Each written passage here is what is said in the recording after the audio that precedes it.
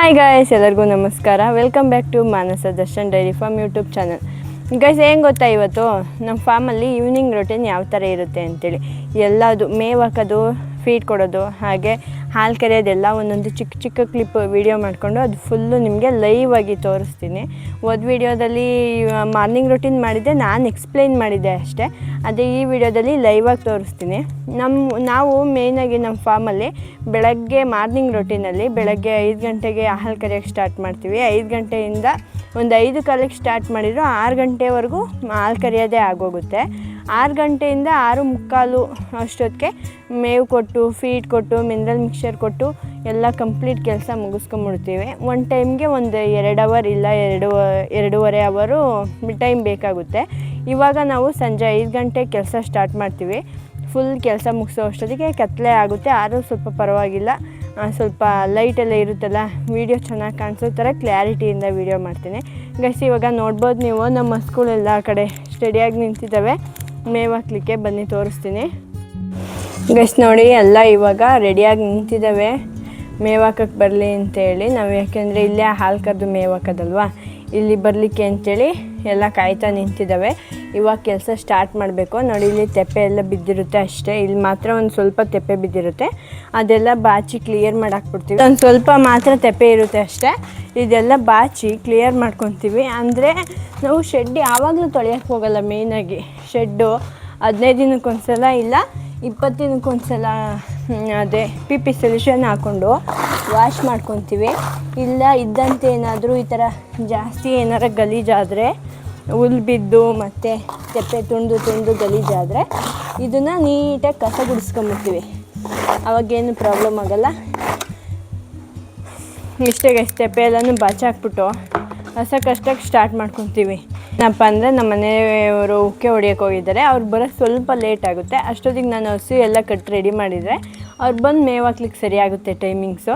ನಾನು ಫುಲ್ಲು 15 ಹಸುನೂ ಕಟ್ಟೋ ಅಷ್ಟೊತ್ತಿಗೆ ಒಂದು ಅರ್ಧ ಗಂಟೆ ಒಂದು 20 ನಿಮಿಷನಾರು ಆಗುತ್ತೆ. ಆವಾಗ ವೀಡಿಯೋ ತುಂಬ ಲೆಂತ್ ಆಗುತ್ತೆ. ಅದಕ್ಕಾಗಿ ನಾನು ಏನು ಮಾಡ್ತೀನಿ ಅಂದರೆ 1-2 ಹಸು ಕಟ್ಟೋವರೆಗೂ ವೀಡಿಯೋ ರೆಕಾರ್ಡ್ ಮಾಡಿರ್ತೀನಿ.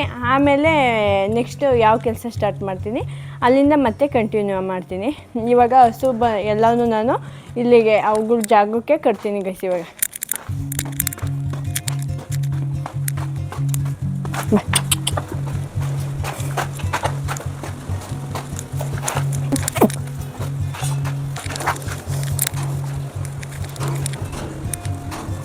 ನೋಡಿ, ಇವಾಗ ಎಲ್ಲ ಹಸುಗಳ್ನು ಇಲ್ಲಿ ಕಟ್ಟಿದ್ದೀನಿ. ಇಲ್ಲೇ ಮೇವು ಹಾಕೋದು ಮತ್ತು ಇಲ್ಲೇ ಹಾಲು ಕರೆಯೋದಲ್ವ, ಎಲ್ಲ ಮೇವು ಹಾಕ್ಬೇಕು. ಇವಾಗ ರೆಡಿ ಮಾಡಿ ಆಗೈತೆ. ಇವಾಗ ಏನು ಮಾಪ ಮಾಡ್ತೀನಿ ಅಂದರೆ ಫುಲ್ ಇಲ್ಲಿ ಗೊಂತು ಮತ್ತು ಇಲ್ಲಿ ಸೈಡಲ್ಲೆಲ್ಲ ಕಸ ಹೊಡ್ಕೊಂಬಿಡ್ತೀನಿ. ಆಮೇಲೆ ಹಾಲು ಕರೆಯೋಕ್ಕೆ ಸ್ಟಾರ್ಟ್ ಮಾಡ್ತೀವಿ. ಇಲ್ಲಾಂದರೆ ನಮ್ಮ ಯಜಮಾನ್ರು ಬಂದರೆ ಮೇವು ಹಾಕ್ಲಿಕ್ಕೆ ಸ್ಟಾರ್ಟ್ ಮಾಡ್ತೀವಿ. ಗೈಸ್, ಇವಾಗ ನೋಡಿ ಫುಲ್ಲು ಅಲ್ಲಿಂದ ಇಲ್ಲಿವರೆಗೂ ನೀಟಾಗಿ ಕಸ ಗುಡಿಸ್ಕೊಂಬರ್ತೀನಿ. ಯಾಕೆಂದರೆ ನಾವು ಮೇವು ಹಾಕಿರ್ತೀವಲ್ಲ, ಒಣಲಲ್ಲಿ ಏನು ಬಂದಿರುತ್ತೆ ಅಂದರೆ ಮಣ್ಣು ಬಂದಿರುತ್ತೆ. ಹಾಗೆ ಏನಾದ್ರು ಓಡಾಡಿದರೆ, ಹಸುಗಳು ಹೆಜ್ಜೆ ಇಟ್ಟಿದ್ರೆ ಅದರೊಳಗಡೆ ಮಣ್ಣೆಲ್ಲ ಬಿದ್ದಿರುತ್ತೆ ಗೊಂತೊಳಗಡೆ. ನೀಟಾಗಿ ಕಸ ಗುಡಿಸ್ಕೊಂಡ್ರೆ ಮುಗೀತು. ನೋಡಿ, ಇಲ್ಲಿ ಫಸ್ಟ್ ಇಲ್ಲಿ 2 ಇದ್ದಾವಲ್ಲ, ಅವೆರಡು ಡ್ರೈ ಮಾಡಿರೋದು, ಹಾಲು ಕರಿಯಲ್ಲ. ಅಲ್ಲೇ 7 ತಿಂಗಳು ಗಬ್ಬ ಆಗಿದೆ, ಹಾಗಾಗಿ 2 ಡ್ರೈ ಇದ್ದಾವೆ. ಇನ್ನು ಇದು ಪಡ್ಡೆ, ಅದರ ನೆಕ್ಸ್ಟು ಪಡ್ಡೆ. ಹಾಲು ಕೊಡುವಂಥ ಹಸುಗಳನ್ನೆಲ್ಲ ಆ ಕಡೆ ಸ್ಟಾರ್ಟಿಂಗು ಫಸ್ಟ್ ಕಟ್ಕೊತೀವಿ. ಯಾಕೆಂದರೆ ಒಂದು ಕಡೆಯಿಂದ ಹಾಲು ಕರ್ಕೊಂಬರ್ಬೇಕಲ್ಲ, ಹಾಗಾಗಿ ನಮಗೆ ಈಸಿ ಆಗುತ್ತೆ. ಹಾಗೆ ಮತ್ತು ಈ ಡ್ರೈ ಆಗಿರೋ ಹಸುಗಳಿಗೆ ಸೈಲೇಜು ಮತ್ತು ಫೀಡು ನಾವು ಜಾಸ್ತಿ ಹಾಕಲ್ಲ.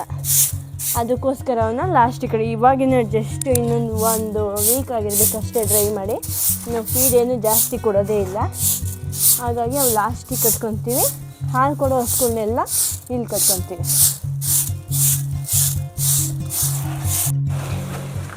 ಗೈಸ್, ಇವಾಗ ಇದೆಲ್ಲ ಕಸ ಎಲ್ಲ ಹೊಡೆದಾಯಿತು, ಮುಗೀತು. ನೆಕ್ಸ್ಟ್ ಇವಾಗ ಸೈಲೇಜ್ ಮೇವು ಹಾಕೋದಷ್ಟೇ. ಇನ್ನು ಎಲ್ಲ ಕಾಯ್ತಿದ್ದಾವೆ ಹಸುಗಳು.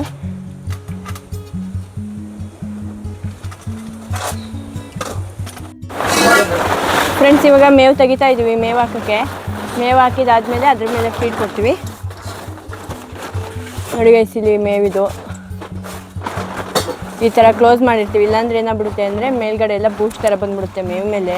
ಆವಾಗ ಹಸುಗೆ ಕೆತ್ತಲು ಬಾವಾಗೋದು, ಹೊಟ್ಟೆ ನೋವು ಬರೋದು, ಈ ಥರ ಎಲ್ಲ ಪ್ರಾಬ್ಲಮ್ ಆಗುತ್ತೆ. ಹಾಗಾಗಿ ನೀಟಾಗಿ ಗಾಳಿ ಎಲ್ಲ ಹೋಗ್ದಂಗೆ ಕವರ್ ಮಾಡ್ಕೋಬೇಕಿದು ಮೇವನ್ನ, ಸೈಲೇಜ್ನ. ತೊಗೋಬೇಕಾದ್ರೂ ಅಷ್ಟೇ ನಾವು ಒಂದು ಕಡೆಯಿಂದ ಫುಲ್ಲು ಅಂದರೆ ಎಲ್ಲ ಜಾಗದಲ್ಲೂ ನೀಟಾಗಿ ಕವರ್ ಮಾಡಿಕೊಂಡು ಮೇವನ್ನ ಫುಲ್ ಎಳ್ಕೋಬೇಕು. ಒಂದು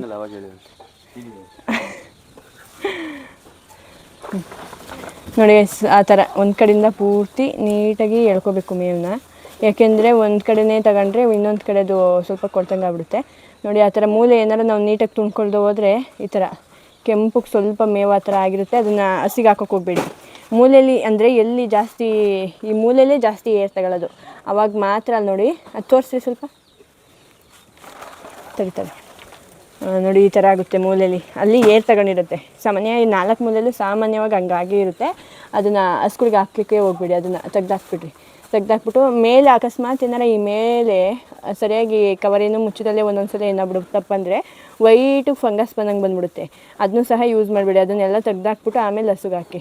ಅದರಿಂದ ಹಸುಗಳಿಗೆ ಹೊಟ್ಟೆ ನೋವು, ಕೆಸಲು ಬಾವು ಏನಾರ ಒಂದು ಪ್ರಾಬ್ಲಮ್ ಬರ್ತಾನೆ ಇರುತ್ತೆ. ಇನ್ಮೇಲೆ ಅಕಸ್ಮಾತ್ ಏನು ಫಂಗಸ್ ಇಲ್ಲದೆ ಮೇವೆಲ್ಲ ನೀಟಾಗಿದ್ದರೆ ಡೈರೆಕ್ಟಾಗಿ ಹಸುಗೆ ಯೂಸ್ ಮಾಡ್ಬೋದು. ನಾವು ನೀಟಾಗಿ ಕವರ್ ಮಾಡೋದ್ರಿಂದ ಯಾವುದೇ ರೀತಿ ಫಂಗಸ್ ಏನು ಬೆಳೆಯಲ್ಲ.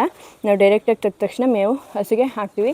ಮತ್ತು ಒಂದು ಕಡೆಯಿಂದ ನೀಟಾಗಿ ತೊಗೋಬೇಕು ಮೇವು, ಒಂದೇ ಕಡೆ ತಗೋಬಾರ್ದು, ಎಲ್ಲ ಕಡೆಯೂ ನೀಟಾಗಿ ಬೇಯಿಸಿ. ಈ ಥರ ಸೈಲೇಜ್ ಮೇವನ್ನ ಎಷ್ಟು ದಿನ ಯೂಸ್ ಮಾಡ್ಬೋದು ರೀ? ಈ ಥರ ಸೈಲೇಜ್ ಮಾಡಿಕೊಂಡ್ರೆ ನಾವು ಈಗ ಒಂದು ಸಲ ಸೈಲೇಜ್ ಮಾಡಿಕೊಂಡ್ರೆ ಓಪನ್ ಮಾಡಲಿಲ್ಲ ಅಂದರೆ ಎಷ್ಟು ವರ್ಷ, 1 ವರ್ಷದವರೆಗೂ ಹಂಗೆ ಮಡಿಕೋಬೋದಾ? 2 ವರ್ಷದವರೆಗೂ ಓಪನ್ ಮಾಡಿದ್ರೆ ಹಂಗೆ ಇಟ್ಟರೆ, ಓಪನ್ ಮಾಡಿದರೆ ಬಳಸ್ತಾ ಇರಬೇಕು. ಈಗ ಒಂದೊಂದು ಸಲ ನಾವು ತೊಟ್ಟಿ ಓಪನ್ ಮಾಡಿದಾಗ ಮೇಲೆ ಹುಳ ಆಗಿರುತ್ತಲ್ಲ, ಆ ಥರ ಎಲ್ಲ ಆದರೆ ಏನು ಹೆದ್ರಿಕೊಳ್ಳಂಗಿಲ್ವಾ?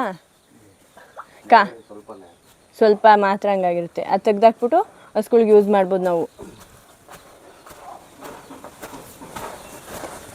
ನಮ್ಮ ಹಸುಗಳಿಗೆ 1 ವಾರಕ್ಕೆ ಎಷ್ಟೊಂದು ಬೇಕಾಗುತ್ತೆ ರೀ? 1 ವಾರಕ್ಕೆ 1.5 ಟನ್ 1 ವಾರಕ್ಕೆ ಬೇಕಾ? ಬೇಕು ರೀ.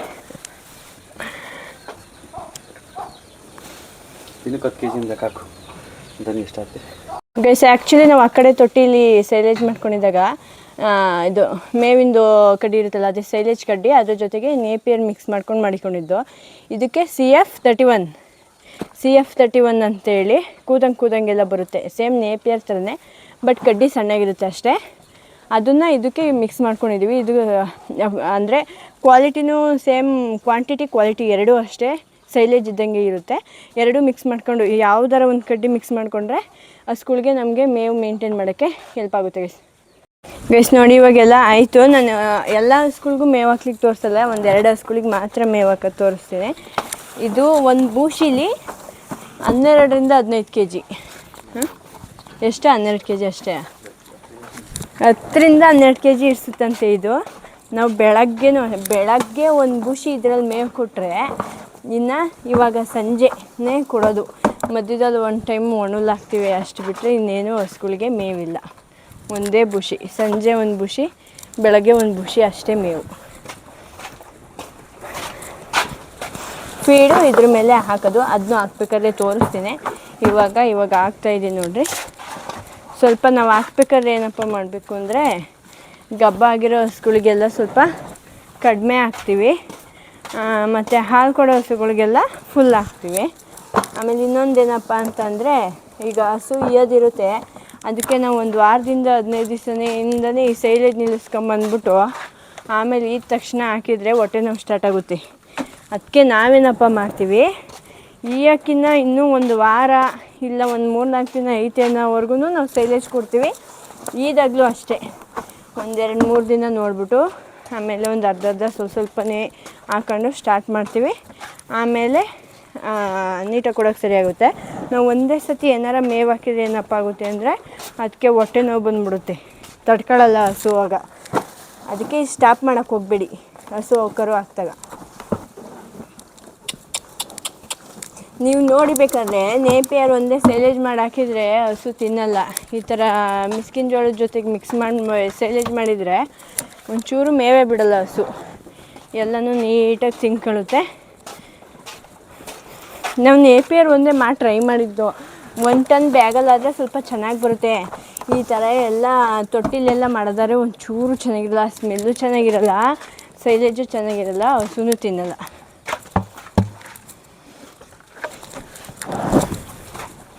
ಗೈಸ್ ಇವಾಗ ಹಸುಗಳಿಗೆ ಮೇವಾಕ್ ಮುಗೀತು. ನಾನು ನಿಮಗೆ ಕಟ್ಟುವಾಗಲೇ ಹೇಳಿದ್ದೆ ಆ ಕಡೆ ಲಾಸ್ಟ್ 2 ಹಸುನು ಡ್ರೈ ಇದ್ದಾವೆ, ಅವಕ್ಕೆ ಈ ಮೇವು ಹಾಕಲ್ಲ ಅಂತ. ಗೈಸ್ ಇವಾಗ ಮೇವು ಹಾಕಿದ್ದು ಮುಗೀತು, ಸೈಲೇಜ್ ಮೇವು. ಇದ್ರ ಮೇಲೆ ಒಣ ಫೀಡ್ ಕೊಡ್ತೀವಿ. ನಾನು ಹೋದ ವೀಡಿಯೋದಲ್ಲೇ ನಿಮ್ಗೆ ಎಕ್ಸ್ಪ್ಲೈನ್ ಮಾಡಿದ್ದೆ, ಒಣ ಫೀಡ್ ಕೊಟ್ಟರೆ ಒಳ್ಳೆಯದು, ಹಸುಗಳು ಚೆನ್ನಾಗಿ ತಿಂತವೆ. ನಾವು ರೂಢಿ ಮಾಡಬೇಕಷ್ಟೇ, ಆಮೇಲೆ ಅವೇ ಅಭ್ಯಾಸ ಮಾಡಿಕೊಂಡ್ರೆ ತಿಂತವೆ. ಸೈಲೇಜ್ ಮೇಲೆ ನಾವು ಫೀಡ್ ಸಹ ಹಾಕ್ಬಿಡ್ತೀವಿ. ಏನೇನು ಫೀಡ್ ಕೊಡ್ತೀವಿ ಅಂತೇಳಿ ಹೋದ ವೀಡಿಯೋದಲ್ಲಿ, ಹಳೆ ವೀಡಿಯೋದಲ್ಲಿ ನಿಮ್ಗೆ ಫುಲ್ ಎಕ್ಸ್ಪ್ಲೈನ್ ಮಾಡಿದ್ದೀನಿ, ಎಷ್ಟು kg ಕೊಡ್ತೀವಿ ಒಂದು ಹಸುಗೆ, ಏನೇನು ಫೀಡ್ ಕೊಡ್ತೀವಿ ಅಂತ. ನಿಮ್ಗೆ ಇನ್ಫಾರ್ಮೇಷನ್ ಬೇಕಿದ್ದರೆ ಅಲ್ಲೋಗಿ ನೋಡ್ಬೋದು ಫೀಡ್ ಬಗ್ಗೆ. ಫಸ್ಟು ಅದು ಮೇಕೆ ಸೋಯಾ ಒಟ್ಟು ಹಾಕ್ತೀವಿ, ಅದಾದಮೇಲೆ ಕಡ್ಡಿ ಬೂಸ ಯಾವ್ದು ಯೂಸ್ ಮಾಡ್ತೀವಿ ಅಂತೆಲ್ಲ. ಅಂದರೆ ನೀವು ಅದು ನಾನು ವೀಡಿಯೋ ಹಾಕಿದ ತಕ್ಷಣ ನನಗೆ ಗೊತ್ತು, ನೀವು ಕಡ್ಡಿ ಬೂಸ ಯಾವ್ದು ಯೂಸ್ ಮಾಡ್ತೀರಾ, ಹಿಂಡಿ ಯಾವ್ದು ಯೂಸ್ ಮಾಡ್ತೀರಾ ಅಂತ ಎಲ್ಲ ಕೇಳ್ತೀರಾ ಅಂತ. ನಾನು ಯಾವ ಫೀಡ್ ಕೊಡ್ತೀವಿ ಅಂತೇಳಿ ಸಂಪೂರ್ಣವಾಗಿ ವೀಡಿಯೋ ಮಾಡಿದ್ದೀನಿ. ಅಲ್ಲೋಗಿ ನೋಡಿ, ನಿಮಗೆ ಎಲ್ಲ ನಾವು ಫೀಡ್ ಎಷ್ಟು kg ಕೊಡ್ತೀವಿ, ಯಾವ್ದು ಕೊಡ್ತೀವಿ ಎಲ್ಲ ನಿಮಗೆ ಇನ್ಫಾರ್ಮೇಷನ್ ಸಿಗುತ್ತೆ. ನೋಡಿ ಗೈಸ್, ನಮ್ಮ ಹಸುಗಳೆಲ್ಲ ಡ್ರೈ ಫೀಡ್ ಅಲ್ಲೇ ತಿಂದು ರೂಢಿಯಾಗಿದ್ದಾವೆ. ಈ ಥರ ಫೀಡ್ ಕೊಟ್ಟು ಅವಕ್ಕೂ ಅಭ್ಯಾಸ ಆಗಿದೆ. ನಾವು ಹಿಂಗೆ ಹಾಕೋದು ಯಾವಾಗಲೂ ಅಷ್ಟೇ. ಅವು ಪಾಡಿಗವು ಅಂದರೆ ಇವಾಗ ಒಬ್ರೊಬ್ರಿಗೆ ಅಂದರೆ ಒಂದು ಯೋಚನೆ ಇರುತ್ತೆ, ಇವಾಗ ನಾವು ಹಾಕಿದರೆ ಇನ್ನೊಂದು ಹಸು ತಿನ್ನಲ್ವಾ ಹಾಗೆ ಹೀಗೆ ಅಂತ. ಈ ಥರ ಹಗ್ಗ ಕಟ್ಟೋದ್ರಿಂದ ಆ ಕಡೆ ಈ ಕಡೆ ಪಕ್ಕದ್ರಲ್ಲಿ ತಿನ್ನಲ್ಲ.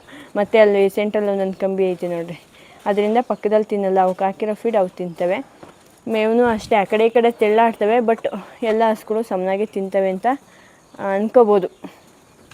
ಆ ಕಡೆ ಲಾಸ್ಟ್ 2 ಹಸುಗೆ ಬರೀ ಒಣಲ್ಲು ಮತ್ತು ಒಟ್ಟು ಹಾಕ್ತೀವಿ, ಮತ್ತು ಒಣಲ್ ಅಷ್ಟೇ. ಡ್ರೈಗೆ ಇರೋದಲ್ವ, ಇವಾಗಿನ ಹಾಲು ನಿಲ್ಲಿಸಿರೋದಲ್ವ, ಹಾಗಾಗಿ ಅವಕ್ಕೇನು ಇವಾಗ ಫೀಡಾಗಲಿ ಮೇವಾಗಲಿ ಕೊಡೋಲ್ಲ. ಬರೀ ಒಣಲ್ಲು ಹಾಗೆ ಬರೀ ಒಟ್ಟು ಅಷ್ಟೇ ಕೊಡ್ತಾಯಿರೋದು. ಅವಕ್ಕೆ ಫೀಡೆಲ್ಲ ಸ್ಟಾಪ್ ಮಾಡಿದ್ದೀವಿ, ಸ್ವಲ್ಪ ದಿನ ಆದಮೇಲೆ ಸ್ಟಾರ್ಟ್ ಮಾಡ್ತೀವಿ. ಗೈಸ್ ನೋಡಿ, ಇನ್ನೊಂದು ವಿಷಯ ಅಂತ ಅಂದರೆ, ಇವಾಗ ಹಸುಗೆ ಯಾವ ರೀತಿ ಒಂದು ಇದಿರುತ್ತಲ್ಲ, ಹಾಲು ನಿಲ್ಲಿಸೋದು ಪ್ರೊಸೀಜರ್ ಇರುತ್ತೆ. ಒಂದು ಎಷ್ಟು ದಿನದಿಂದ ಹಾಲು ನಿಲ್ಸೋಕ್ಕೆ ಸ್ಟಾರ್ಟ್ ಮಾಡಬೇಕು, ಯಾವ ಟ್ಯೂಬ್ ಹೊಡಿಬೇಕು, ಯಾವ ಟ್ಯೂಬ್ ಹೊಡಿದ್ರೆ ನಮಗೆ ಯೂಸ್ಫುಲ್ ಆಗುತ್ತೆ, ಹಾಗೆ ಅದು ಆ ಟ್ಯೂಬ್ ಹೊಡಿಯೋದ್ರಿಂದ ನಮಗೇನು ಯೂಸ್ ಆಗುತ್ತೆ, ಅದ್ರ ಬಗ್ಗೆ ಎಲ್ಲ ಸಂಪೂರ್ಣವಾಗಿ ನಿಮಗೆ ಮಾಹಿತಿ ಬೇಕಂದರೆ ಕಮೆಂಟ್ ಬಾಕ್ಸಲ್ಲಿ ಕಮೆಂಟ್ ಮಾಡಿ, ಅದ್ರ ಬಗ್ಗೆ ತಿಳಿಸ್ಕೊಡ್ತೀನಿ. ನೆಕ್ಸ್ಟ್ ನೋಡಿ, ಪೇಪರ್ ಹಿಂಡಿನೂ ಸಹ ನಾವು ಇದ್ರ ಮೇಲೆ ಯೂಸ್ ಮಾಡೋದು. ಹಿಂಡಿಲೆಲ್ಲ ನಾನಾ ಥರ ಬರುತ್ತೆ, ಅದು ಸ್ವಲ್ಪ ದಪ್ಪ ಹಿಂಡಿ ಬರುತ್ತೆ, ಮತ್ತು ಈ ಥರ ಪೇಪರ್ ಹಿಂಡಿ ಥರ ಬರುತ್ತೆ.